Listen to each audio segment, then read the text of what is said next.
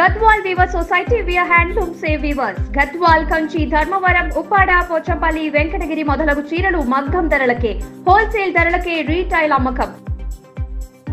సొంత మగ్గాలపై తయారైన చీరలు కలిగిన ఏకైక showroom Gadwal weaver society, Ameerpet, Hyderabad.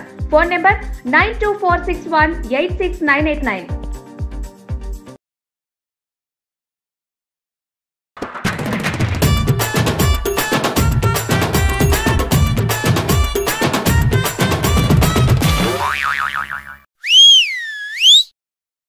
అందరికి శనార్థులుల్లా ఎట్లున్నారు? అందరు మంచిగున్నారా? మరి నేనైతే జబర్దస్తుగున్నా. ఇక సిట్టం అయితే మంచి మంచి ముచ్చట్లయితే పట్టుకొని వచ్చింది. మరి ఆలస్యం దేనికి, ముందైతే పెద్ద అర్థం చూద్దాం పాండ్రి. పెట్రోల్ బంకులల్లా జరుగుతుందట మోసం. పెట్రోల్ కొట్టినట్టే కొట్టి కోస్తున్నారట సగం సగం. హైదరాబాద్ ను నయా న్యూయార్క్ సిటీ చేస్తామంటున్న రేవంత్ రెడ్డి. మరి ఈసారి ఎట్లా చేస్తాడో ఒకసారి చూడండి.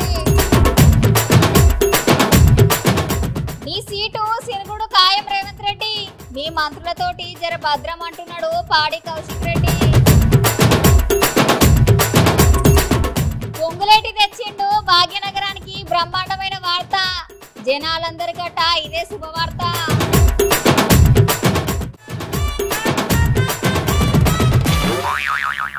తెలంగాణ రాష్ట్ర ముఖ్యమంత్రి రేవంత్ రెడ్డి సార్ మాట్లాడుకుంటా ఈ హైదరాబాద్ మహానగరం రూపురేఖలని మార్చేస్తాం, పోయిన ప్రభుత్వం లెక్క కాదు, హైదరాబాద్ ను ఖచ్చితంగా న్యూయార్క్ సిటీ కంటే గొప్ప నగరంగా చేసి చూపెడతామంటున్నారు. మరిగా ముచ్చటేందో చూద్దామా?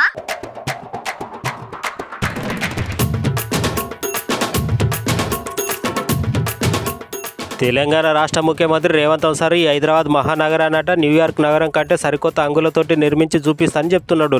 గట్లనే నిన్న అసెంబ్లీలో ఈ ముచ్చట చెప్పంగానే ఒక మంత్రి మస్తుగానే నవ్వుతున్నాడు. మున్పు వాళ్ళ నాయకుడు హైదరాబాద్ రూపురేఖలు మారుస్తానే అన్నాడు, కానీ చేసి చూపించిండా? నేను ఇప్పుడు చేసి చూపిస్తానని సీఎం రేవంత్ రెడ్డి సార్ అంటున్నాడు. భవిష్యత్తులో విదేశాల నుంచి వేలాది రూపాయల పెట్టుబడులు తెచ్చి ఈ హైదరాబాద్ లా health tourism hub, sports tourism hub ని తప్పకుండా చేస్తాం. ఇక్కడ ప్రతిదీ అభివృద్ధి చేసి చూపిస్తుంది కాంగ్రెస్ ప్రభుత్వం. గట్లనే ముచ్చర్ల ప్రాంతాన్ని ఆనుకొని ఉన్న అడవులను కూడా టూరిజం లెక్క చేసి చూపిస్తాం, చూసుకోరు అని రేవంత్ రెడ్డి సార్ అయితే అంటున్నాడు. మరి సార్ చేస్తాడో లేదో ఒకసారి చూడాలి. అసెంబ్లీలో మాట్లాడుతూ ఒక ఆయన ఎటకారం చేస్తున్నాడు, న్యూయార్క్ చేస్తారంట మీరు అని. ఆ ఎటకారం చేసేటోళ్ళకి నేను ఒక మాట చెప్పదలుచుకున్నా. న్యూయార్క్ నగరానికంటే అధునాతమైన నగరాన్ని ఇక్కడ నిర్మించి చూపిస్తాం. రేపు భవిష్యత్తులో ఈ దేశంలో విదేశాల నుంచి వేలాది కోట్ల రూపాయల పెట్టుబడులు తెచ్చి ఇక్కడ హెల్త్ టూరిజం హబ్ ని చేస్తాం, స్పోర్ట్స్ టూరిజం హబ్ ని చేస్తాం. స్పోర్ట్స్ ఈడ స్టేడియంలు తీసుకొస్తాం, ఈడ ఎడ్యుకేషనల్ ఇన్స్టిట్యూషన్స్ యూనివర్సిటీలను తీసుకొస్తాం, ఈడ పెద్ద పెద్ద కార్పొరేట్ కంపెనీలను తీసుకొచ్చి వాటి వ్యాపారాలను ఇక్కడ చేపిస్తాం. ఇక్కడ ప్రతిదీ డెవలప్ చేస్తాం. మన ఈ ముచ్చర్ల ప్రాంత భూమి కానుకొని కడతాలు, మహబూబ్ నగర్ జిల్లాలో ఉన్న ఆమన్గల్ కడతాల్ ప్రాంతంలో ఉన్న వేలాది ఎకరాల ఫారెస్ట్ ఏదైతుందో అర్బన్ ఫారెస్ట్ కింద డెవలప్ చేసి నైట్ సఫారీని కూడా అందులో డెవలప్ చేస్తాం.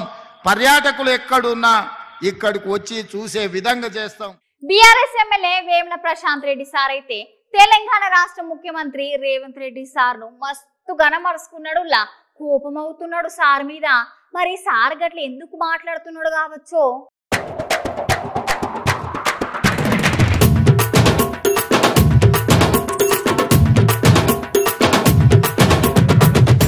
ఇవాళ తెలంగాణ భవన్లో జరిగిన విలేకరుల సమావేశంలో వేముల ప్రశాంత్ రెడ్డి సార్ మాట్లాడుకుంటా తెలంగాణ రాష్ట్ర ముఖ్యమంత్రి రేవంత్ రెడ్డి సార్ని మస్తుగానే మరుచుకుంటున్నాడు.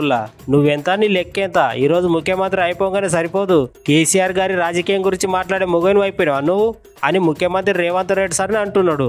రాజకీయంలో కానీ పోరాట పటిమలో కానీ కేసీఆర్ తోటి నీకు పోలిక ఉన్నది? అసలు కేసీఆర్ కాలు గోటి కూడా సరిపోవు నువ్వు. కేసీఆర్ గారు సొంతంగా ఒక ఉద్యమాన్ని ప్రారంభించి తెలంగాణను తీసుకొచ్చి టీఆర్ఎస్ పార్టీని పెట్టిన వ్యక్తి 10 సంవత్సరాల అధికారంలో ఉన్నాడు. ఎట్లాంటి కేసీఆర్ గారి గురించి మాట్లాడేటప్పుడు జరగబోయే దగ్గర పెట్టుకుని మాట్లాడుకో రేవంత్ రెడ్డి అనే స్ట్రాంగ్ గా వార్నింగ్ ఇస్తున్నాడు వేముల ప్రశాంత్ రెడ్డి సారు. కేసీఆర్ రాజకీయ ప్రస్థానం గురించి మాట్లాడే మునగాడు అయిపోయినావు నువ్వు. నీ లెక్కెంత, నువ్వేటు కేసీఆర్ గారేటు. రాజకీయాల్లో పోరాట పటిమలో కేసీఆర్ గారి కాలి గోటుకున్నది నీ ముఖానికి లేదు. కేసీఆర్ గారు సొంతంగా ఒక ఉద్యమాన్ని ప్రారంభించి, కేసీఆర్ గారు సొంతంగా ఒక రాజకీయ పార్టీని ప్రారంభించి, ఆనాడు బలవంతులైనటువంటి కాంగ్రెస్ పార్టీ రాజశేఖర రెడ్డి గారిని, తెలుగుదేశం పార్టీ చంద్రబాబు నాయుడు గారిని ఇద్దరితో కొట్లాడి ఎదిరించి ఈ దేశంలో ఉన్నటువంటి 36 రాజకీయ పార్టీలను ఒప్పించి మెప్పించి తెలంగాణ సాధించిన వ్యక్తి కేసీఆర్. 2009లో మీరు మొదటిసారి ఎమ్మెల్యే అయినప్పుడు టీఆర్ఎస్ పార్టీ తోటి పొత్తు పెట్టుకున్నందువల్లే మీరు ఎమ్మెల్యే అయిన సంగతి మర్చిపోవద్దు రేవంత్ రెడ్డి గారు. చిన్న పిల్లగాళ్ళు బడికి పోయి చదవకపోతే ఏం చేస్తారులా? బడిలో సార్లు అయితే కొడతారు కదా, లేకపోతే ఆ పిల్లగాండ్ల అవ్వయ్యలను బల్లకి పిలిచి అడుగుతారు, ఏం మీ పిల్లగాడు చక్కగా చదువుతలేడు ఏంది అని. కాకపోతే ఒక తండ్రి పిల్లగాడు చదవకపోతే ఏం చేసిండ్రు చూడుండ్రులా.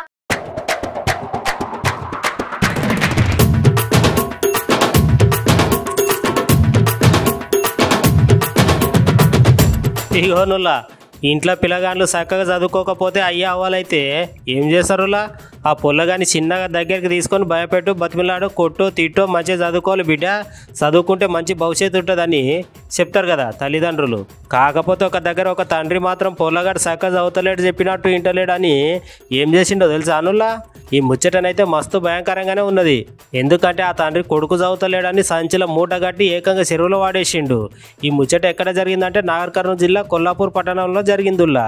అయితే ఒక తండ్రి 8 ఏళ్ళ తన కొడుకు చక్కగా చదువుతలేడని పొట్టు కొట్టి చెరువులో వాడేసినట్ట తండ్రి. అయితే అట్లా కెంచిపోతున్న ఒక మనిషి దీన్ని గమనించి ఆ పిల్లగాని కాపాడిండు. వామో పిల్లగాళ్ళు మీరైతే బాగా చదువుకోండ్రి, చదువుకోకపోతే గిట్ల అవుతుంది. కాకపోతే అయినా పిల్లగాని బుజ్జగించి చెప్పాలి కానీ చదువుతలేడానికి ఇట్లా గోనె సంచులు కట్టి చెరువులో వారేస్తారా అనే ఎవరన్నా అని అంటున్నారు. ఇది చూసిన వాళ్ళు దింపి అది ఆటోలో తీసుకుపోయి వేస్తున్నాడు. ఏంది రా అన్న కుక్క అంటున్నాడు. అన్నాక నేను చూసి దగ్గరకు వాడు ఎక్కిపోతున్నాడు. అతను లేచి కాలుతో దొక్కిండు, ఎక్కిపోతున్నాడు. నేను చూస్తే వడ్డీ డాడీ నేను పడిపోతా అంటున్నాడు. అంటే అది తీసి నేను ఈ పొజిషన్కి పోతే అది గీతాలు వస్తలేదు. దాన్ని ఇంకా సంచి చించి చేతికి ఇట్లా కట్టిండు, ఇట్లా కాళ్ళ కట్టిండు, సంచి దిగేసిండు, వేసిండు. ఇప్పుడు తీసుకొచ్చి ఇంకా ఇప్పుడు ఆ సంచి మూతి నువ్వే ఇచ్చినావా? కుక్క పిల్ల అంటున్నాడా? వాళ్ళు అన్నాడు కుక్క పిల్ల అని. ఏం పెట్టలే, వాళ్ళు అర్థనే ఉండగా నీళ్ళలో వేసిండు. ఇంత ఎత్తుకుని పోయింది. ఆ నీళ్ళు కొన్ని నీళ్ళు వేసిండు. ప్లాస్టిక్ గోసండి, బియ్యం గోసండి. అన్న మీరు అక్కడ నుండి బయటకు వస్తారా? ఇట్లా గొర్రె పిల్లలు కొట్టుకుని వస్తున్నారా?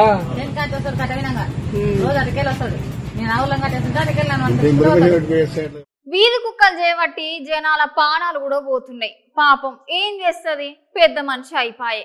అన్ని కూడి దాడి చేసేసరికి ఏం చెయ్యలేక జీవిడిసిపెట్టింది ముసలమ్మ. ఇదంతా జరిగినా కూడా ప్రభుత్వం మరియు వాటి మీద చర్యలు తీసుకుంటుందో లేదో చూడాల మరి.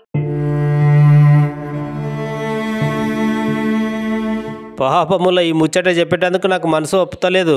కాకపోతే చెప్పాలి కదా. పాపం ముసలమ్మకి ఎంత పని అయిపోయిందో చూడుర్రి. ముసలమ్మ నిద్రపోతున్నా కూడా వదిలిపెట్టకుండా వీధి కుక్కల అవ్వ మీద పడి దాడి చేసి చంపి తిన్నాయంట. నిజముల్లా ఈ ముచ్చట ఎక్కడ జరిగిందంటే రాజన్న సిరిసిల్ల జిల్లా ఉన్నది కదా, అక్కడ ముసాబాద్ మండలంలో వానితాల గ్రామంలో ఒంటరిగా నిద్రపోతున్న సమయంలో ఒక రుద్రాల మీద వీధి కుక్కలు దాడి చేసి చంపి కొన్ని భాగాలను తిన్నాయంట. ఇక పక్కింట్లో ఉన్న ఆమె కొడుకులు వచ్చి చూసేసరికి ముఖం మొత్తం గుర్తుపట్టనంతా దొరికినాయంట. అయితే ఈ ముచ్చట వాళ్ళకి ఎట్లా తెలిసిందంటే ఊర్లో వీధి కుక్కల ముఖానికి మొత్తం రక్తం ఉండు తోటి వాళ్ళు ఈ ముచ్చటను గమనించారు. పాపం గానులా కుక్కలు పాడుగాను గింతగానం విచ్చలవిడిగా వ్యవహరిస్తుంటే మరి ప్రభుత్వం జీహెచ్ఎంసీ వాళ్ళు ఏం చేస్తున్నారు నుల్లా జర జాగ్రత్త ఉండుర్రి అందరూ. చెప్ప ఏం జరిగింది చెప్పు సార్. దయచేసి వాళ్ళు నా సంవత్సరం అయింది, నా సంవత్సరం బాగాలేదు. ముసలి అధిక సాధికులు మంచిగా వచ్చారు. ఈ రాత్రికి మాత్రం వాళ్ళు అటగా చూడలేదు, ఎప్పుడు చూడలేదు. ఆ కుక్కలు పాడు ఎక్కడి నుంచి వచ్చి కుక్కలు అంత ఖరాబ్ చేసింది. ఇక దాన్ని మేము ఏం చేయగలుగుతుందా, వాళ్ళు కావాలన్నట్టు లేము, రోజు ఉన్నట్టుగా అట్లనే ఉన్నారు వాళ్ళు. ఇక ఈ పని జరిగింది. మరి దయచేసి ఆ కుక్కలు మాత్రం అన్ని వచ్చినాయి, అన్ని అవి మాత్రం తప్ప. ఇట్లా రాజలక్ష్మి అంటే వాళ్ళు ఒక 4 సంవత్సరాల నుంచి వాళ్ళ కొడుకులు ఎంతో సేవ చేసుకుంటూ ఆల్రెడీ ప్రతిరోజు రాత్రి ఒక 3-4 సార్లు చేసి ఆల్రెడీ అమ్మ ఎట్లుంది ఏం కదా అని చూసుకుంటుందో ఉంటుంది. అప్పుడు రాత్రి ఏమైందంటే వీళ్ళు మామూలుగా వ్యవసాయ పనులు ఎక్కువైనా వాళ్ళకి పొలం నాట్లు వేసుకుని ఇట్లా రాత్రి అందరూ అలసిపోయి భోజనం చేయించి వాళ్ళు పండుకోబెట్టాక కాకపోతే వీళ్ళ పనులు ఎక్కువైనాయి కాబట్టి ఎవరు రాత్రి లేవలేదు. లేవుగా నిద్రపోయినంత ఈ ఆల్రెడీ డోరు కూడా సాక్షి పెట్టలే. వాళ్ళు ముఖము కనబడతలేదు, అసలు బాడీకి ఇలా బొక్కలు తప్ప ఏం కనబడతలేదు. దీని ఆల్రెడీ ఎట్టి పరిస్థితుల మన అధికారులు కానీ ఎవరు కానీ దీన్ని నియంత్రించి ఆ కుక్కతో పాటు ఇంకా 20-30 కుక్కలు కూడా వచ్చి మొత్తం గోడ క్లోజ్ చేసినాయి. ఎట్టి పరిస్థితుల ఈ కుక్కలు మొత్తం మాంసానికి అలవాటు పడ్డాయి కాబట్టి మామూలుగా మీరు చూస్తున్న బయట కూడా చిన్న పిల్లలు కూడా 4 సంవత్సరాలు 5 సంవత్సరాల పిల్లలను కూడా కొరికిపడేస్తున్నాయి. దీని ఎట్లా అధికారులు దృష్టిలో పెట్టుకుని ఇమీడియట్ కుక్కలు కంట్రోల్ చేస్తేనే ఇది జరిగిపోద్ది ఆగుతుంది తప్ప లేకుంటే ఇంకా మనుషులను కూడా విచక్షణ రహితంగా కలిసే పరిస్థితి ఉంది. కాబట్టి అందరూ అధికారులు స్పందించి ఇమీడియట్ కుక్కలను కంట్రోల్ చేయాలని కోరుకుంటున్నాను. కాంగ్రెస్ మంత్రి పొంగులేటి శ్రీనివాసరావు సారు ఇయాల భాగ్యనగరం జనాలందరికీ ఒక చల్లని మంచినీటి వార్త చెప్పిండులా. మరి వార్త నుంచి ఎప్పుడు కాదు కానీ మీరే వినుండ్రి సార్ మాటలు.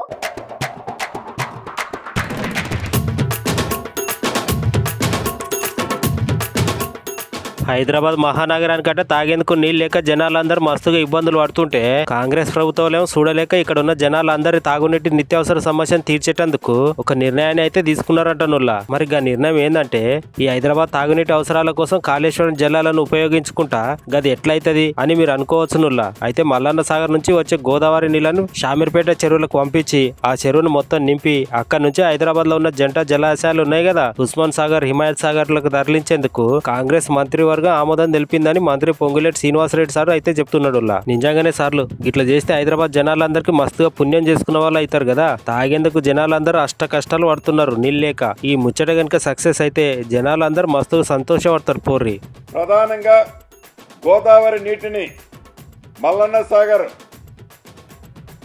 షామీర్పేట చెరువు నుంచి అక్కడ నుండి హైదరాబాద్ లో ఉన్న జంట నగరాల జలాశ్రయానికి ఉస్మాన్ సాగర్ హిమాయత్ సాగర్ కు తరలించేందుకు మంత్రివర్గం ఆమోదం తెలిపింది ఈనాడు. అంటే మల్లన్న సాగర్ నుంచి గోదావరి నీటిని షామీర్పేట చెరువు నింపి అక్కడ నుంచి ఉస్మాన్ సాగర్ హిమాయత్ సాగర్ కు తరలించి ఆ నీటిలో 15 టీఎంసీల నీటిని తరలించే దాంట్లో 5 టీఎంసీలు హైదరాబాద్ తాగునీటికి, 10 టీఎంసీలు నీరు హైదరాబాద్ పరిసర ప్రాంతాల్లో ఉన్న అన్ని చెరువులు, అదే రకంగా మూసీలో రెగ్యులర్ గా ఫ్రెష్ వాటర్ ఉండటం కోసం ఆ నీటిని వాడే విధంగా ఈ రోజు కేబినెట్ నిర్ణయం తీసుకోవటం జరిగింది. వాము వాము వాము గింతగనం మోసం అవులా. ఈ అన్న కొట్టించుకున్నదేమో లీటర్ పెట్రోలు, కానీ చూస్తేనేమో బాటిల్ కి సగం కూడా రాలేదు. ఇదేంది అంటున్నారు చూసిన జనాలు. ఒకసారి మీరు కూడా చూడుండ్రి.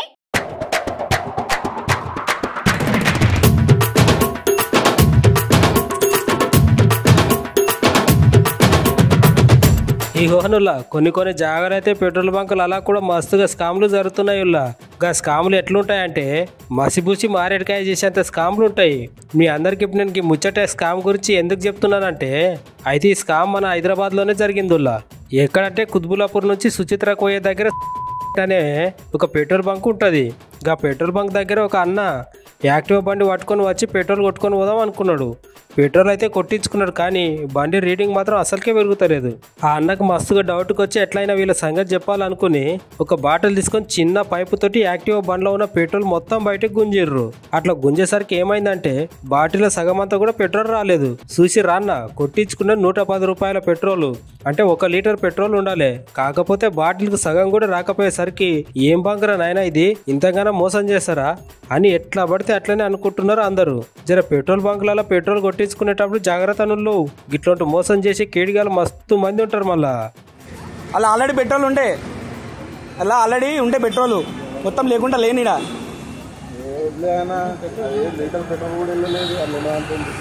వంటేంట్రా లీటర్ ఉండాలా. అలాగే నాకు కొంచెం ఉండే పెట్రోల్. నువ్వు రా ఆమెతో మాటలు వద్దురా నాయనా, మాతో మాట్లాడితే మొత్తం బూత్ మాట్లాడితే సమాధానం చెప్తాను. హుజరాబాద్ ఎమ్మెల్యే పాడి కౌశిక్ రెడ్డి సారు కాంగ్రెస్ పార్టీ మీద అటు రేవంత్ రెడ్డి సార్ మీద మస్తుగా నిప్పులు చెరుగుతున్నాడు. మీ మంత్రులందరూ కలిసి నీ సీటుకే ఏసరి పెట్టేటట్టున్నారు రేవంత్ రెడ్డి గారు. ముందుగా సంగతి చూసుకోండి అని మాట్లాడుతున్నాడు. మరిగా ముచ్చటేందో ఓ పారి చూడుండ్రి.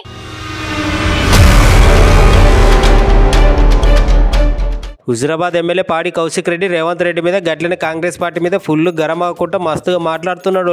నువ్వు బీఆర్ఎస్ ఎమ్మెల్యేల సభ్యత్వం రద్దు చేసుడు కాదు, నువ్వైతే అమెరికా పోయి వచ్చే వరకు నీ సభ్యత్వం ఉంటుందో ఊడుతుందో అది తెలుసుకో ముందుగాల. నీ కాంగ్రెస్ పార్టీలోనే నీకు వెన్నుపోటు వచ్చే మంత్రులు చాలా మంది ఉన్నారు. ఖమ్మం నల్గొండ మంత్రులు నీ సభ్యత్వం రద్దు చేసినట్టు కూడా కనిపిస్తున్నది. తెలంగాణ రాష్ట్ర ముఖ్యమంత్రి హోదాలో ఉండి భయపట్టించినా కూడా నీకు భయపడే వాళ్ళు లేరు. సబితా ఇంద్రారెడ్డి గారికి అవమానం జరిగింది, క్షమాపణలు అయితే నువ్వు ఖచ్చితంగా చెప్పాలి. నేను ఏదైనా మాట్లాడితే నాకు మైక్ కూడా ఇచ్చే అవకాశం కూడా కల్పిస్తలేదు ఈ ప్రభుత్వం. హుజురాబాద్ ప్రజలందరికీ 2వ విడత దళిత బంధు ఎందుకు ఇస్తలేవు? వెంటనే ఆ దళిత బంధు కూడా రిలీజ్ చేయాలి. హుజురాబాద్ నియోజకవర్గంలో ఫైర్ యాక్సిడెంట్ అయితే కాంగ్రెస్ ప్రభుత్వం చీమ గుట్టినట్టు కూడా స్పందించకపోతే నేను నా జీతాలకెళ్లి 4 లక్షల రూపాయలు ఇచ్చిన, కనీసం వాళ్ళని పట్టించుకున్నా కూడా పట్టించుకోలేదు ఈ ప్రభుత్వం. ఇక మంత్రి పొన్నం ప్రభాకర్ గురించి అయితే చెప్పనవసరం లేదు. ఆయన మంత్ర తెలియదు, జగత్ కంట్రోల్ తెలియదు. గట్లుంటది మరి ఆయన తోటి, ఆయన దోస్తులతోటి. ఆయన మిత్రుడు ఒకడు మీడియా సోదాలను మస్తు ఇబ్బంది పెడుతున్నాడట. ఇవన్నీ జాగ్రత్తగా ఈ ప్రభుత్వం అనుకుంటా మస్తుగా గరం అవుతుండే పాడి కౌశిక్ రెడ్డి సారు. ఇది తప్పకుండా మీరు అమెరికా నుంచి వేయొచ్చే లోపల మీకు బాంబు పేలే పరిస్థితి ఉందని చెప్పి సందర్భంగా తెలియజేస్తాం. ఈ ప్రభుత్వానికి వీళ్ళ మేనిఫెస్టోలో కేసీఆర్ గారు దళిత బంధు 10 లక్షల రూపాయలు ఇస్తారు కదా, మేము 12 లక్షలు ఇస్తామని చెప్పారు. మరి అది ఎందుకు ఇస్తలేరు? ఆ 12 లక్షలు ఇచ్చుడు దేవుని గారుగా కానీ ఉన్న డబ్బులు మాత్రం మీరు రిలీజ్ చేస్తలేరు. దయచేసి నిన్న రిక్వెస్ట్ చేస్తా ఉన్నాను, డిమాండ్ చేస్తా ఉన్నాను, వెంటనే ఆ దళిత బంధు 2వ విడత హుజురాబాద్ నియోజకవర్గంలో రిలీజ్ చేయాలి. అసెంబ్లీలో మాట్లాడదాము, మైక్ ఇవ్వండి అని అంటే వీళ్ళు మైక్ ఇచ్చే పరిస్థితి లేదు. అందుకే ఇవాళ వరకు చూసినా మైక్ ఇస్తేనేమో మైక్ ఇస్తలేరు. కాబట్టి ఇవాళ మీడియా పాయింట్లోనే వచ్చి మాట్లాడిపోతున్నా. నా హుజురాబాద్ నియోజకవర్గంలో ప్రెస్ మిత్రులకి నేను ప్లాట్స్ ఇవ్వడం జరిగింది. దయచేసి మా ప్రెస్ హుజురాబాద్ నియోజకవర్గంలో ఉన్న ప్రెస్ మిత్రులకు ఇచ్చిన ప్లాట్స్ ని కాంగ్రెస్ వాళ్ళతోనే, కాంగ్రెస్ వాళ్ళే కేసులు వేయించి ఇలా ఆపుతా ఉన్నారు, ప్రెస్ మిత్రులని ఇబ్బంది పెడతా ఉన్నారు. పొన్నం ప్రభాకర్ గారు, మీకు నా మీద కోపం ఉంటే నా మీద తీర్చుకోండి, కానీ మీరు మీ శిష్యులతోని కేసు వేయించి ప్రెస్ మిత్రులను ఇబ్బంది పెట్టడం మాత్రం మంచి పద్ధతి కాదు అని చెప్పి నేను మంత్రి గారు కూడా చెప్తా ఉన్నాను. ఇవాళ జరిగిన అసెంబ్లీ సమావేశంలో తెలంగాణ రాష్ట్ర ముఖ్యమంత్రి రేవంత్ రెడ్డి సార్ మాట్లాడుకుంటా తెలంగాణ కట ఏమో కొత్త కొత్త కోర్సులను ప్రవేశపెడతాడట. బర్గా కోర్సులు ఏంటియో సార్ మాటలనే విందామా? ఉల్లా